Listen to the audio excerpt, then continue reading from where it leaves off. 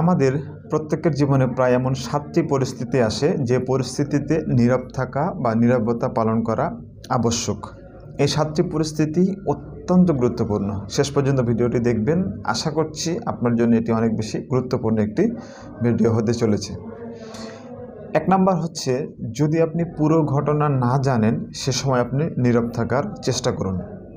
2 number হচ্ছে, যখন অনেক বেশি আবেগপ্রবণ হয়ে যাবেন তখন আপনি সে সময় নীরব থাকার চেষ্টা করুন, কারণ আবেগের বশবর্তী হয়ে মানুষ যে কোনো ভুল সিদ্ধান্ত বা অপরাধমূলক কর্মকাণ্ডে জড়িয়ে যেতে পারে।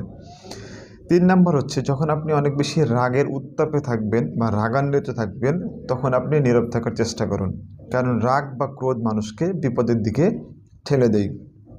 4 নাম্বার হচ্ছে, যদি আপনার একটি কথায় কাউকে আঘাত দিতে পারে বা আঘাত লাগতে পারে তবে সে কথা বলা থেকে বিরত থাকুন বা সে সময় নীরব থাকার চেষ্টা করুন।